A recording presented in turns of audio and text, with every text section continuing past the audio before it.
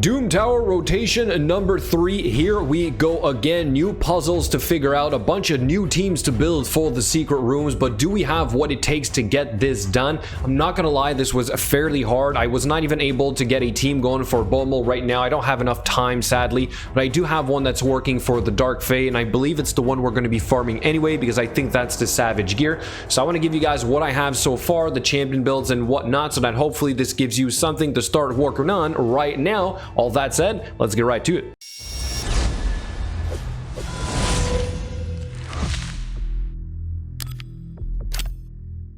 The secret rooms are fairly easy or fairly complicated, so I think we have a lot of the champions for some of them. For example, epic champions only for this one. The second one right here is rank 6 attack champions. It should be fairly easy.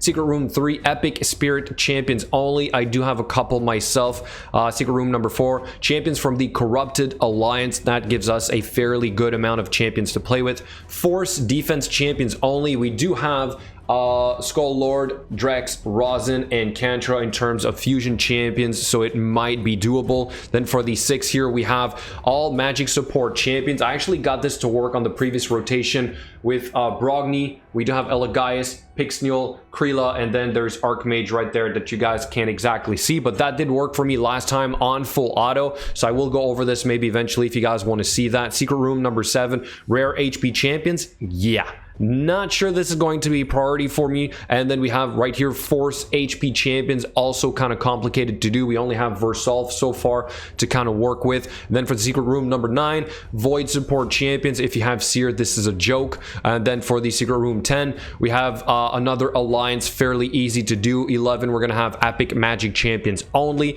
should also be somewhat doable. And then for 12 here, we have rank 6 void attack champions only. This might be fairly hard. I am starting to have a couple of them built on my account, so I should be able to get this one done here as well. So overall, those are the secret rooms. I think it's fairly doable, but I can imagine a lot of us are going to skip 3 or 4 of them. Now for the bosses, here's where it gets complicated. I was able to beat Bommal here on auto for the normal Doom Tower, right? So this was fairly easy to do. Turns taken was 66. You can somewhat out heal and shield yourself enough to beat this guy. And I got to work with 2 different teams, so you see me right up here with this team right here. But again, this is normal, right? So it's kind of expected that I have the gear for this. And I mean, like, I have a 500 resistance Brogni, and it doesn't work on hard, just to give you an idea, but we'll get back to that in a second. So overall, I will eventually make a build video for this, but I will try and work with more accessible champions so that you guys have a better working model. So for the hard Doom Tower though,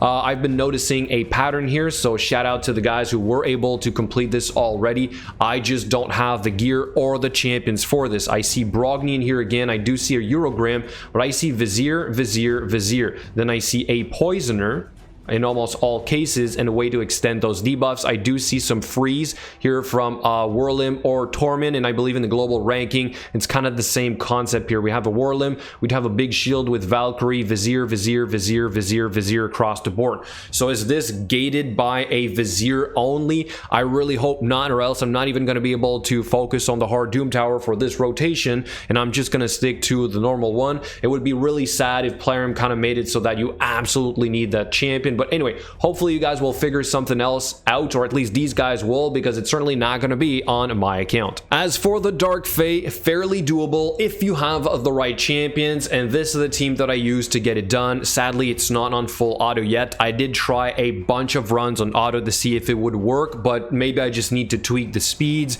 the AI, so obviously a lot of optimization is needed for this, but overall, this is the gist of it. So far, I've seen a lot of allures, royal guards, cold hearts being used. I just happen to have 2 allures already built with a decent amount of accuracy. I did have to increase the speed and the accuracy on my Stag Knight. You do want to have that AoE decrease defense and attack, and then you want to, if possible, have 2 allies join attack or a lot of turn meter control. Lysandra, I think I've seen used quite a bit. I just don't have her, so for the time being, this is the only working model that I have. And like I said, 2 allies join attack. So what you see me doing here is kind of doing manual to ensure I have my fastest allure A2 good to go for the boss, because the boss is going to spawn a copy of your champions right in the beginning. You have 1 chance to apply a form of crowd control and get them all, or else they're going to start attacking you because they have the same speeds you do, right? So if you have a really fast allure, yours is going to go and then theirs is going to go, right? So they're going to do the exact same skills you're doing, therefore you're going to get, you know, all your team put to sleep. So you kind of don't want that to happen. So obviously it's very RNG dependent. So right here I've got my Stag Knight going first, decrease defense, decrease attack, because you're going to take a hit. In a second we're going to take a hit, then there I get the sleep across the board, except their Stag Knight, I believe. No, I think I got their Stag Knight as well. And then here I'm just trying to gauge what I'm going to do overall, and then I believe I go for the allies joint attack. You want to start hitting that turn meter control on the boss if you can. Here we go for an AoE from Krila, done with the minions, and now it's just all about let's not let this boss ever take a turn, right? So I'm just trying to understand my skills here real quick, or remember what they are. I do apply HP burn and poison if possible. She will maybe take another turn, but you can somewhat survive that hit with low gear, right? You see my allure here, both of them are not really strong, but we do have a shield set to kind of protect us. And then at this point I'm just kind of like wondering, am I going to put this on auto? Is it going to work? So I do try to manual a little bit, just trying to remember my cooldown of the skills. And then at some point I realized that, like, yeah, this should work. I mean, with all the allies joint attack, I'm just going to hit auto and everything should be good to go, right? So now the boss is never going to take a turn, but I think what I did to ensure this works for the end on auto was to block the A3 of both allures. I don't want that A3. I want either the A2 to land with the AoE sleep when we get to the boss, but then I just want A1s across the board, and this is how you're able to beat this boss. It's relatively slow. You know, you're not really using the HP burn and the poison, but you're using the allies joint attack from Krila and Farrakhan to ensure you get more A1s from the allures right there. So that's it overall. Okay, so fairly long, but it somewhat works. But again, I don't even know if I can make it to this boss because Bommal is so darn hard and I don't seem to have the champions or the gear for it. So we have 124 turns, which is reasonable, but it's not a record. I think the other guys are doing much better for this one, so I can quickly show you what the leaderboard is like. I think this is Murder Inc. here, still rocking it. Eurogrim here as well. Okay, so maybe that's the way to go. I do see Ninja. That's actually pretty smart. Maybe try to incorporate Ninja in there, but I do see Lysandra, whereas here maybe we're just nuking. Anyway, okay, I do see it right there. K1R Gamer, shout out. So we got allies joint attack, allure, and then Stag Knight. Okay, so again, you can see the concept here, overall the champions that players are using. So anyway, now let's go check out the gear of these 5 champions. Starting with our Krila Witch Arm, which is built for my clan boss, so she's the same on the test server. I did not really tweak her. I don't really care about her debuff accuracy. I really just want her to provide me with an extra nuke for the last wave with her A3, and then I just want the allies joint attack. That's pretty much it. So the more her skills can come up, or the more often they can come up, for example with this one right here, then the better it is, right? So you are at the mercy of the reflex gear proccing or not, but overall this is it. We do have War Master for the tier 6.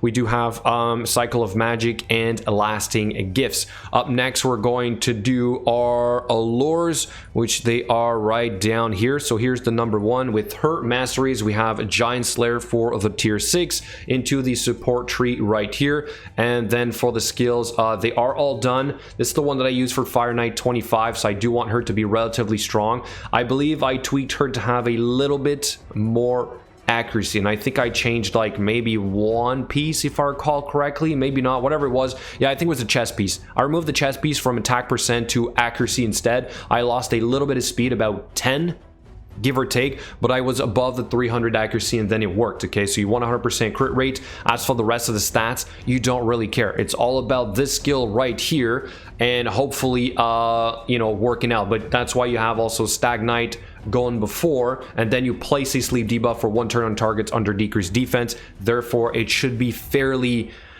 simple if the RNG is with you. Like I said, I tried on auto multiple times, it never landed. So again, you know, I don't know if it's going to work all the time. Then we have this one here in Lifesteal. That is for something else, for the crypt, basically 308 accuracy, less speed, but overall enough, I guess, to not lap the boss, but to be in tune with the boss, right? And then for the skills, they're not done on this one. For the Masteries, they are done. However, we do have Giant Slayer for the tier 6, and then into the support tree there as well. Next, let's do our Ferokin the Fat, which is also built exactly the same as my Krila Witch Arm for the clan boss, because I use this guy also in there when I can. Actually, I prioritize Ferokin over Krila when I can because of his debuffs. They're a little bit better. So reflex set here as well. Total speed 221. The rest of the stats don't matter all that much. I suppose the accuracy maybe even doesn't really matter in this case. It should all be just about the right amount of speed and a reflex set.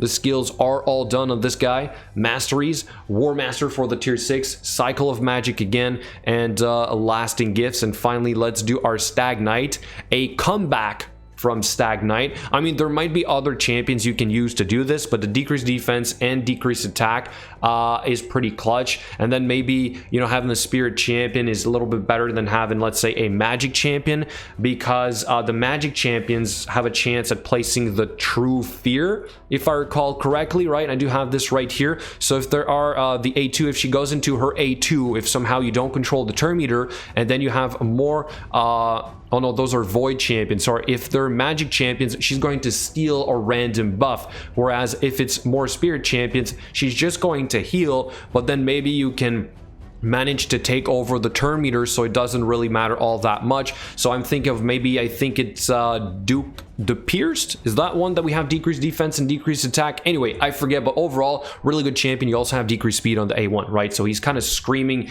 to be used for this. And as for his artifacts, we're relatively fast. We're kind of really fast. This is the one that I tweaked the most. I wanted him to be faster than the other Allure. So 270 speed in a shield set with 312 accuracy and then 70,000 HP. And overall, that's it. All right, so that's what I have for you guys for the Dark FAE. And my team for the Dreadhorn, I will need to work on it in a little bit, but it should be doable for you guys as well, assuming you have the right champions. So let me know what you think in the comments below. Thank you so much for watching, and I'll catch you guys in the next video.